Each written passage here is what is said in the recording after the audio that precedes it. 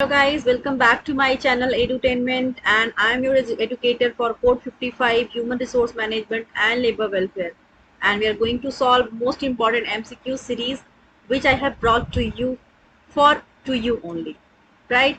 So let's start with the question.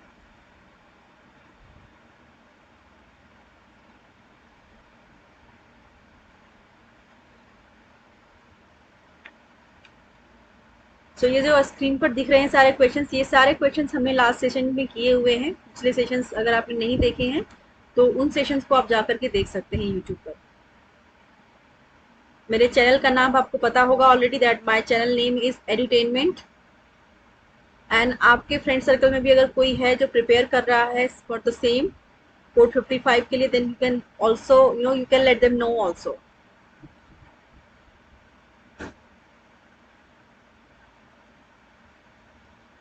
So here the first question of this session is question. देखेंगे numbering यहाँ पर आपको कहीं ज़्यादा कहीं कम की दिखेगी, बट आप नंबरिंग पे ध्यान ना दे करके क्वेश्चन पे ध्यान दीजिएगा। So here is the first question. Delphi technique is used इन, आपको बताना है कि डेल्फी टेक्निक इनमें से कहाँ पर और किस में यूज की जाती है। पहला है ऑर्गेनाइजिंग, बी है ऑपरेटिंग, सी है स्टाफिंग एंड डी है फोरकास्टिंग। सो आपको सही आंसर बताना है इसका। तो डेल्फी टेक्निक अगर देखा जाए कि कहाँ पर ये यूज होता है, स्पेशली इसका यूज क्या है और कहाँ पर यूज होता है, तो that is used in forecasting. Forecasting में डेल्फी टेक्निक का यूज होता है, ना कि organising, operating and staffing. So here the right answer for this question is option number D. Question number next question देखेंगे। Narrow span of control results into, आपको बताना है कि जो नैरो स्पैन होता है कंट्रोल का, उसका क्या रिजल्ट होता है। देखेंगे ऑप्शन है आपके सामने। Option A tall structure, B है फ्लैट स्ट्रक्चर, सी है mechanistic structure and D all of the above. आपको बताना है इसमें से सही आंसर क्या है। Narrow span of control results into, so जो नैरो स्पैन होता है वो क्या होता है, आप एक बार इमेजिन करिए और सोच के देखिए, आपको आंसर मिल जाएगा। सो here the right answer for this question is tall structure. जो टॉल स्ट्रक्चर होता है वो लंबाई में होता है, लाइक वो एकदम सीक्वेंस में लंबाई में होता है। और नैरो का भी जो आप देखने आप स्ट्रक्चर होता है वो बिल्कुल सीधा होता है, लॉन्ग होता है, राइट। सो नैरो स्पैन हो जाएगा tall structure. Next, which of the correct about grey point. Grey point से क्या समझते हैं आप। किसी भी ऑर्गेनाइजेशन में अगर आप जाएंगे तो देखेंगे कि एक होता है कि फॉर्मल स्ट्रक्चर होता है, इनफॉर्मल स्ट्रक्चर होता है। तो क्वेश्चन पूछा जाता है कि कई बार पूछा जा चुका है कि ग्रे पॉइंट फॉर्मल है या फिर इनफॉर्मल है इन नेचर। आपको ये भी पता होना चाहिए ग्रे पॉइंट होता क्या है। ग्रे पॉइंट का मतलब होता है जो गॉसिप्स करते हैं वो होता है। तो गॉसिप्स किस में आएंगे, फॉर्मल में आएगा या फिर इनफॉर्मल में। सो ऑब्वियस ही बात है गॉसिप्स इनफॉर्मल में ही आती हैं। सो ऑर्गेनाइजेशन में गॉसिप्स को लाइक जैसे कोई न्यूज स्प्रेड करनी है तो वो इनफॉर्मल वे में ज्यादा ज्यादा तेजी से स्प्रेड होता है, फैलता है। तो ये अच्छा भी है और बुरा भी है। किसी भी चीज के मेरिट एंड डेमेरिट जिस तरह से होते हैं उसी तरह से ग्रे पॉइंट का जो कहते हैं कि ऑर्गेनाइजेशन में जिस तरह से ये ग्रे पॉइंट तेजी से फैलता है, इनफॉर्मल स्ट्रक्चर में गॉसिप के थ्रू फैलता है, जिसकी इंफॉर्मेशन होती है तेजी से फैलती है ऑर्गेनाइजेशन के अंदर, इनसाइड आउटसाइड। तो ये होता है ग्रे पॉइंट। ऑप्शंस देखेंगे। It tends to exist when members of formal group know one another well.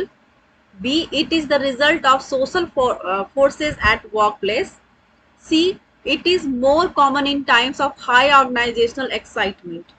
And all of the above. आपको बताना है कि इनमें से राइट आंसर कौन सा है ग्रे पॉइंट की अगर बात करते हैं तो जैसा कि मैंने आपको समझा दिया कि क्या है ग्रे पॉइंट, सो उससे आपको समझ में आ गया होगा कि एग्जैक्टली क्या इसका आंसर होगा।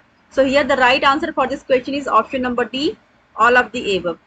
पहला देखेंगे, it tends to exist when members of formal group no one another well. So यहाँ पे आप कंफ्यूज हो सकते हैं कि आपने लाइक इनफॉर्मल ग्रुप में, इनफॉर्मल जो ग्रुप होता है उसको, उसमें ग्रे पॉइंट का यूज होता है, लाइक इन द सेंस कि ग्रे पॉइंट जो इनफॉर्मल ग्रुप होता है उसमें कोई भी न्यूज बहुत तेजी से स्प्रेड होती है तो ग्रे पॉइंट का होता ही है। ग्रे पॉइंट का मतलब कि गॉसिप्स जहां पे होती हैं। लेकिन यहाँ पे बोल क्या रहा है, formal group no one another well, मतलब कि ग्रुप तो फॉर्मल है लेकिन वो एक दूसरे को अच्छे से जानते हैं, कहीं ना कहीं वो गॉसिप करते हैं, एक दूसरे से इंटरेक्ट करते हैं। तो जहाँ पे इंटरेक्ट होता है, कम्युनिकेशन ज्यादा होता है, तो वो होता है ग्रे पॉइंट, जहाँ पे इंफॉर्मेशन का आदान प्रदान इजिली हो जाता है और फास्ट होता है, राइट। तो यहाँ पर ये भी, इसको भी कंसीडर किया जाएगा। It is the result of social forces at work place. Social forces मतलब वही इनफॉर्मल ग्रुप के रूप में होता है, सोशल फोर्सेज, सोशली लोग कनेक्टेड होते हैं। सी है, it is more common in times of high organisational excitement, मतलब लोग, कोई भी बात पता चली तो उसको शेयर करने के लिए, उसको जानने के लिए, उसको पूछने के लिए बड़े एक्साइटेड होते हैं, राइट। तो वो होता है कि ऑर्गेनाइजेशनल एक्साइटमेंट के रूप में देखा जाता है। All of the above. So यहाँ पर ए बी सी सारे ही करेक्ट होंगे, सारे ही ग्रे पॉइंट के अंदर आएंगे। So all of the above is the correct answer here. Next question देखेंगे। The following concept is developed on unitarism, individualism, high commitment and strategic alignment. A है personal management, B है human resource management, C है industrial relations and D है personal administration. आपको इसका सही answer बताना है इस क्वेश्चन का। एक बार क्वेश्चन को मैं फिर से पढ़ देती हूँ। The following concept is developed on unitarism, individualism, high commitment and strategic alignment. आपके सामने ऑप्शंस हैं। ऑप्शन ए है पर्सनल मैनेजमेंट, बी है ह्यूमन रिसोर्स मैनेजमेंट, सी है इंडिविजुअल रिलेशंस एंड डी है personal administration. So here the right answer for this question is option number B. Human resource management would be the right answer here. Human resource management किस तरह, किन form में देखा जाता है? यूनिटरिज्म, मतलब यहाँ पे जहाँ पे लोग यूनिटी के साथ मिलके काम करते हैं, यूनिट होती है, राइट। इंडिविजुअलिज्म, हाई कमिटमेंट जहाँ पे होती है, स्ट्रेटेजिक अलाइनमेंट होता है। तो this is how we understand human resource management. Next question. Human resource planning include, human resource planning में क्या क्या इंक्लूड होते हैं या फिर क्या इंक्लूड होता है? आपके सामने ऑप्शंस हैं। A scenario planning, B action planning, C demand and supply forecasting, D all of the above. आपको बताना है ह्यूमन रिसोर्स प्लानिंग क्या इंक्लूड करता है, इनमें क्या, ह्यूमन रिसोर्स प्लानिंग में क्या इंक्लूड होता है। So here the right answer for this question is option number D. Scenario planning, action planning, demand and supply forecast, ये सारे ही इंक्लूड होते हैं ह्यूमन रिसोर्स प्लानिंग में। तो यहाँ पे सही आंसर हो जाएगा इस क्वेश्चन का option number D. Next question देखेंगे। Which one is not part of recruitment process. आपको बताना है इनमें से कौन सा रिक्रूटमेंट प्रोसेस नहीं है। रिक्रूटमेंट प्रोसेस होता क्या है, इसका क्या, उसकी क्या डेफिनेशन है, ये भी आपको जानना बहुत जरूरी है। आपको लगेगा लाइक एग्जाम में जब क्वेश्चन पूछते हैं तो आप वहाँ पे स्टक हो जाते हैं, क्योंकि आपको ये लगता है जब आप थ्योरी करते हैं या फिर नॉर्मली जब पढ़ते हैं तो आपको लगता है कि रिक्रूटमेंट क्या है, इजिली आता है रिक्रूटमेंट में, मतलब रिक्रूट करते हैं। लेकिन उनकी बारीकियों को समझना बहुत जरूरी है, क्योंकि क्वेश्चन बारीकियों से ही आते हैं, उनके थिन लाइन से आते हैं क्वेश्चन, राइट। सो आपका ये मतलब कॉन्सेप्ट क्लियर होना मेरा मेन मोटो हमेशा मैं बोलती हूँ कि जब तक आपके कॉन्सेप्ट क्लियर नहीं होंगे, आपका थ्योरी पार्ट आप नहीं करते हैं, थ्योरी पार्ट को अटेंड नहीं करते हैं, सेशंस नहीं लेते हैं, या फिर आपके जो कॉन्सेप्ट है, जो आपका बेस अगर मजबूत नहीं है, वो नहीं क्लियर है, तो आप क्वेश्चन को कभी भी नहीं सॉल्व कर पाएंगे, क्योंकि क्वेश्चन बहुत बारीकी से पूछा जाता है, यूजीसी नेट पूछता है, राइट। सो एग्जाम के पैटर्न को देखते हुए आपको बहुत ही फोकस होकर पढ़ना है और अंडरस्टैंडिंग के साथ पढ़ना है, राइट। तो यहाँ पे आपको बताना है कि इनमें से कौन सा पार्ट नहीं है रिक्रूटमेंट का। ए है option A determining requirements, B planning recruitment campaign, C attracting candidates and D selecting candidates. So इनमें से कौन सा रिक्रूटमेंट का प्रोसेस नहीं है, बाकी के तीन हैं। आप एक बार क्वेश्चन को फिर से पढ़ेंगे तो आपको अंडरस्टैंडिंग हो जाएगी, अगर आपको नहीं हो रही है अंडरस्टैंडिंग तो, राइट। कभी भी क्वेश्चन, कोई भी क्वेश्चन आपको समझ में ना आए तो आपको 2 से 3 बार पढ़ेंगे तो आपको एक नॉर्मल अंडरस्टैंडिंग हो जाएगी। आप क्वेश्चन को सॉल्व करने के एटलीस्ट कुछ नहीं समझ में आया तो कम से कम क्वेश्चन को सॉल्व करने की पॉजिटिविटी आपके अंदर आ जाएगी।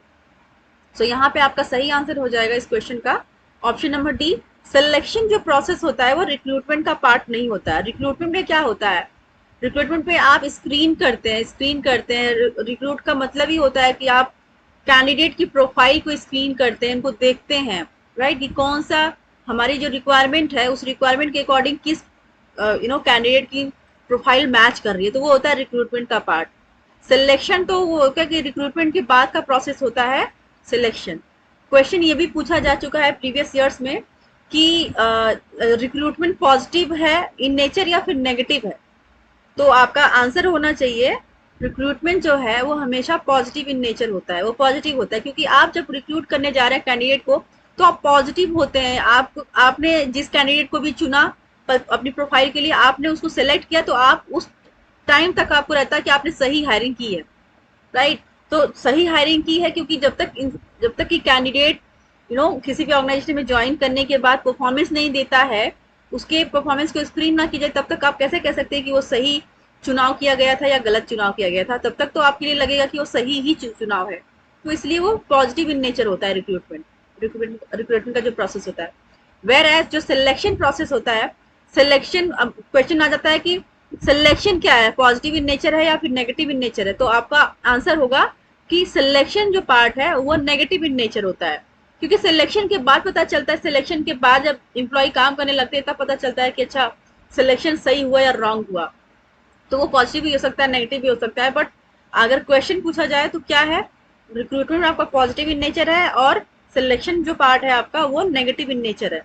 तो ये दोनों ही कॉन्सेप्ट आपके क्लियर होने चाहिए। ये क्वेश्चन आया हुआ है प्रीवियस ईयर में, आप अगेन आ सकता है क्वेश्चन, राइट। सो कई बार क्वेश्चन 2018 में पूछा गया था कि हेड हंटिंग को क्या बोला जाता है। तो कुछ लोगों को तो आएगा, कुछ लोगों को आएगा नहीं कि हेड हंटिंग होता क्या है। हेड हंटिंग का मतलब रिक्रूटमेंट।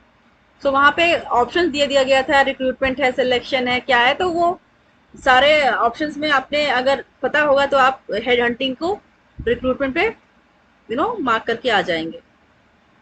तो इस क्वेश्चन से हमने 3 क्वेश्चन तैयार किए और राइट। तो इसी तरह से मेरा मोटो रहता है कि जो भी हम क्वेश्चन करेंगे उसको कॉन्सेप्चुअली समझेंगे, उन क्वेश्चन से क्या और नए क्वेश्चंस बन सकते हैं उन पे भी हम बात करेंगे, ताकि हमारा एक क्वेश्चन से कई सारे क्वेश्चन हम तैयार करने की कोशिश करेंगे, ताकि हमारा जो बेस है, बेस के साथ साथ हमारी तैयारी भी अच्छी हो, right. Let's move to the next question. Which one is not a non quantitative job evaluation method. आपको बताना है इनमें से non quantitative job evaluation method नहीं है। आपके सामने ऑप्शंस है रैंकिंग मेथड, बी है ग्रेडिंग मेथड, सी है point rating method and job classification method last में है, राइट। तो आपको बताना है इनमें से नहीं है नॉन क्वांटिटेटिव। नॉन क्वांटिटेटिव नहीं है मतलब क्वांटिटेटिव है।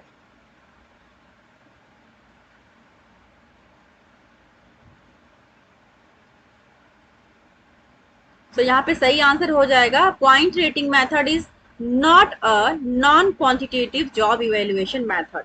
बाकी के क्या है, नॉन क्वांटिटेटिव मेथड है ranking method, grading method, job classification method. Next question देखेंगे। Consider the following punishments in disciplinary action. आपको बताना है कि इनमें से कौन से डिसिप्लिनरी एक्शंस हैं। वार्निंग, डिमोशन से सीजर, डिसमिशल। इसमें आपके ऑप्शंस दिए गए हैं नेक्स्ट पेज पर और देखेंगे। Which of the above fall under minor punishments.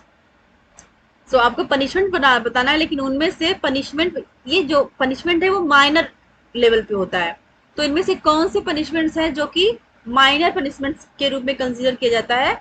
आपके सामने ऑप्शंस है 1 2, दूसरा है 1 2 3, थर्ड है 1 एंड थर्ड एंड चौथा है 1 2 एंड 4। सो आपका सही आंसर हो जाएगा इस क्वेश्चन का option number third, 1 and third. देखेंगे क्या है 1 एंड थर्ड में। 1 एंड थर्ड में क्या है, ए मतलब वार्निंग और थर्ड सीजर।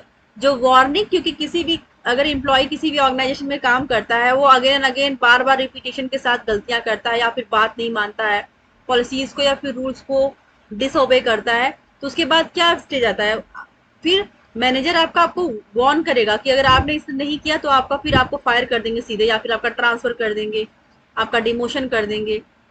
तो डिमोशन तो एक मेजर लेवल का आ जाएगा, लेकिन माइनर लेवल का पनिशमेंट देना है आपको, राइट। माइनर लेवल का पनिशमेंट कौन कौन सा होता है, वो होता है वार्निंग, पहले आप वार्न करेंगे, राइट। और दूसरा क्या होता है, सीजर, मतलब काम को कुछ टाइम के लिए बोल दो कि ठीक है आप जैसे किसी नहीं होता है कि पुलिस डिपार्टमेंट में सस्पेंड कर दिया जाता है या फिर किसी गवर्नमेंट सर्विस में है तो वहां पे सस्पेंड कर दिया जाता है। सस्पेंड का मतलब कि वो एक माइनर पनिशमेंट हो जाता है उस पर्सन के लिए, अगर अगर उसने कोई चीज ऐसी है जो नहीं करना चाहिए, गलत किया है, तो उसको डायरेक्ट जॉब से फायर तो नहीं करेंगे, लेकिन उसको सस्पेंड कर देंगे कुछ टाइम के लिए कि आप अभी कुछ टाइम के लिए काम मत करिए, तो एक तरह से वो माइनर सा पनिशमेंट हो जाता है। तो सीजर मतलब काम को बंद कर देना, राइट। तो seizure and warning comes under the minor level punishment. Next, which of the following factors are included in the calculation of human development index? आपको बताना है इनमें से कौन से हैं फैक्टर्स जो इंक्लूड किए जाते हैं calculation of human development index. Human development index के अंदर कौन से आते हैं factors? Life expectancy, adult literacy, decent standard of living, all the above. आपको बताना है इसका सही आंसर।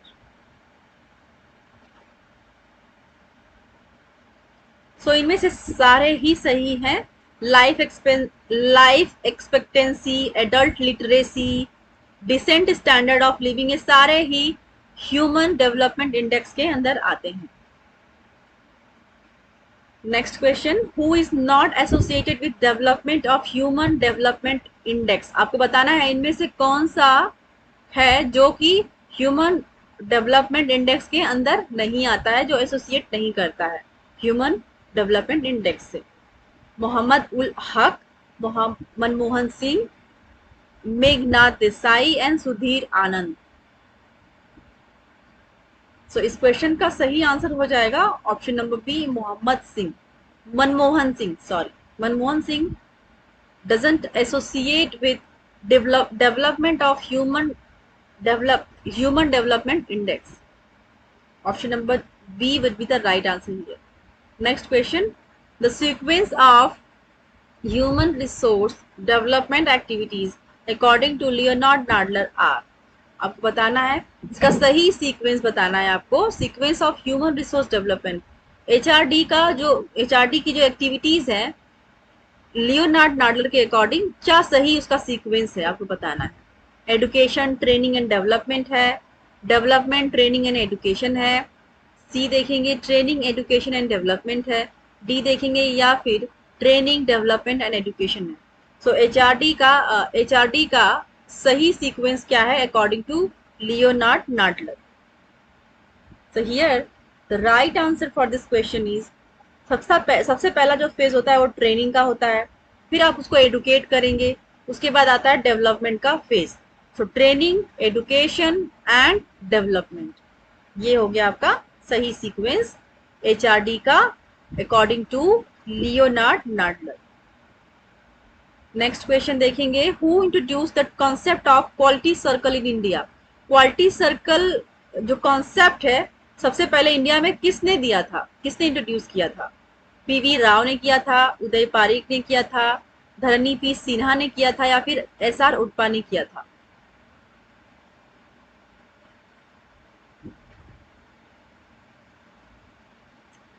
इस क्वेश्चन में थोड़ा सा मुझे डाउट है, तो इस क्वेश्चन को अभी मैं छोड़ती हूँ यहाँ पर।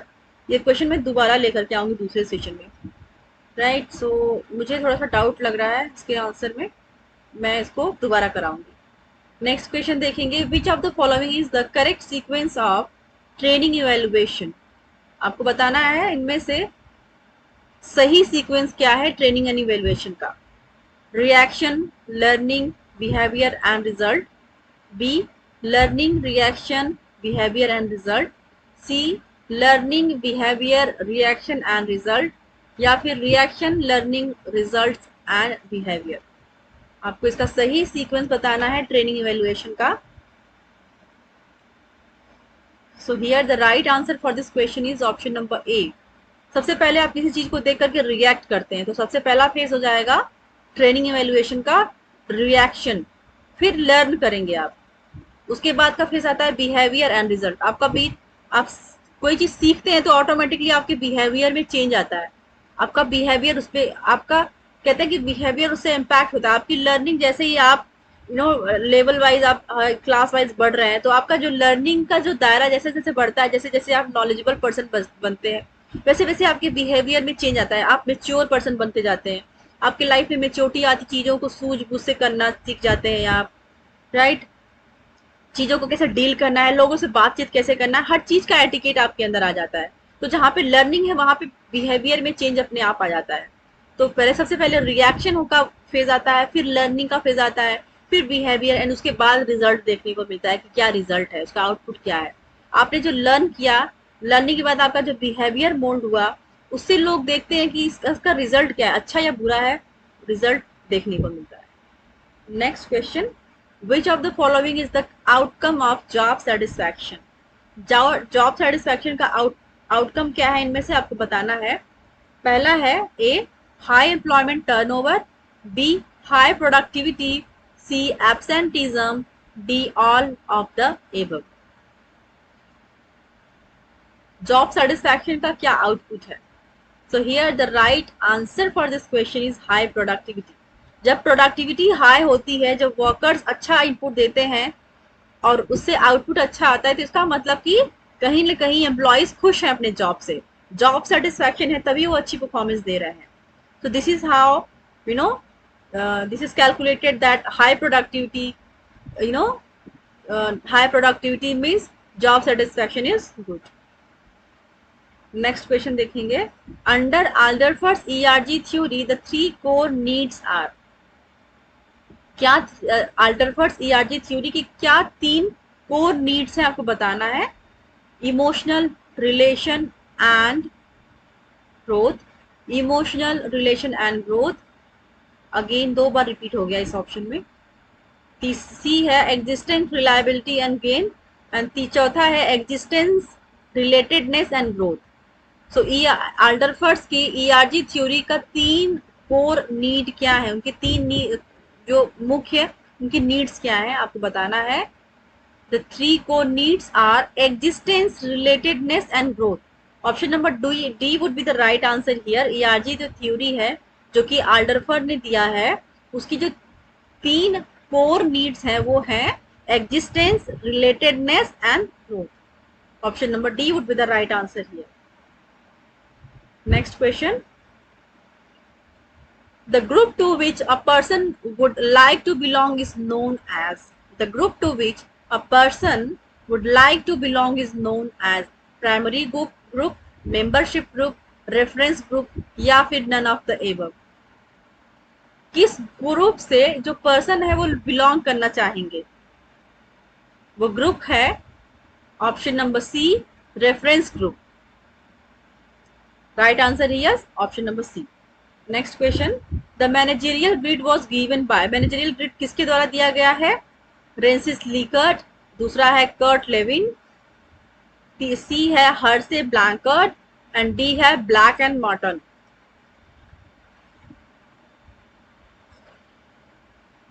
So here the right answer for this question is managerial grid was given by Black and Morton. Next question देखेंगे, arrange the following stages of group dynamics in right sequence. आपको बताना है इसका सही सीक्वेंस क्या है। नॉर्मिंग, फॉर्मिंग, स्टॉर्मिंग, फॉर्मिंग, क्या इसका सही है?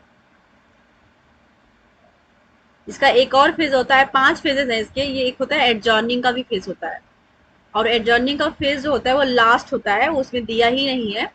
बाकी आपकी जो 4 इसमें फेजेस हैं वो आपको इनके सही सीक्वेंस में बताना है। आपके सामने ऑप्शंस हैं। ऑप्शन 1 में देखेंगे डी सी ए बी का सीक्वेंस होना चाहिए, ए बी सी डी का होना चाहिए, डी सी पी ए का होना चाहिए, या फिर सी डी पी ए का सीक्वेंस होना चाहिए। तो सबसे पहले आप क्या करेंगे, कोई भी जो फेज है सबसे पहले स्टार्ट कहाँ से करेंगे? सबसे पहले आप फॉर्म करेंगे, फॉर्मेशन करेंगे आप। फिर उसके बाद जो फेज आता है वो होता है स्टॉर्मिंग का, मतलब किसी चीज को करने के लिए उथल पुथल हो जाती है। लाइक कोई चीज करना है तो किस तरह से करना है, उसके लिए आइडियाज क्या लगेंगे, उसके लिए मटेरियल क्या लगेगा। तो वो एक जो फेज होता है वो स्टॉर्मिंग वाला फेज होता है। सबसे पहले आएगा फॉर्मिंग का, फिर आएगा स्टॉर्मिंग का। उसके बाद जब चीजें आपने उथल पुथल की, आपने चीजों को ढूंढा, यहाँ से ये चाहिए, यहाँ से वो आएगा, ये मशीनरी यहाँ से आएगी, ये चीज यहाँ से लगेगा, ये मटेरियल यहाँ से लाना है। जब आपने सब कुछ इकट्ठा कर लिया तब एक नॉर्मल फेज आ जाता है, राइट। फिर आप नॉर्मिंग वाले फेज में जाते हैं। फिर इसके बाद आता है परफॉर्मेंस का फेज, और उसके बाद आएगा एडजॉर्निंग का फेज। तो सब जो सही सीक्वेंस है इसका है forming, storming, norming and performing, उसके बाद है एडजॉर्निंग। तो इसका जो सही सीक्वेंस हो जाएगा DCAB। DCAB would be the right sequence here. So here the right answer for this question is option number 1. Next question देखेंगे, last but not the least question of this session. Identify the correct definition of industrial relations. IR का industrial relation का आपको correct definition बताना है, identify करना है आपको। आपके सामने ऑप्शंस हैं। ऑप्शन ए, रिलेशंस बिटवीन और among human beings. B, relations between employer and employees as individuals. C, relations between parties in an employment context. D, collective relationship between management and trade unions. तो आपके सामने options हैं। आप एक बार question को फिर से पढ़ेंगे एंड देन सॉल्व करेंगे क्वेश्चन को। सो here the right answer for this question is, industrial relation का जो करेक्ट डेफिनेशन है इस ऑप्शन में वो है collective relationship between management and trade unions. So जो रिलेशनशिप होता है ट्रेड यूनियन का और मैनेजमेंट का, वो कलेक्टिव जो रिलेशनशिप होता है, मिलजुल के किसी काम को करने का जो रिलेशनशिप होता है, that is called industrial relations. Management and trade union का कलेक्टिव जो रिलेशनशिप होता है उसको बोलते हैं industrial relations, right. So I hope आपको ये सेशन पसंद आया होगा, इसके क्वेश्चंस समझ में आए होंगे और पसंद आए होंगे, और मैंने आपको सही एक्सप्लेन किया होगा, ये मैं आशा करती हूँ। और कोई भी प्रॉब्लम हो, कोई भी परेशानी हो तो आप मुझे प्लीज़ कमेंट सेक्शन में कमेंट करके बता सकते हैं, and I will work on that. अगर कहीं पे भी मैं लैक करती हूँ, आप मुझे बताते हैं कि यहाँ पर इम्प्रूवमेंट की ज़रूरत है, ये चीज़ कमी है, PPT में कोई प्रॉब्लम है, तो वो उस पर डेफिनेटली मैं काम करूँगी। एंड अगर आपको अच्छा लगता है सेशन तो आप वो भी बता सकते हैं, वो मेरे लिए एक मोटिवेशन का काम करेगा। Okay, so thank you so much for watching me, thank you very much.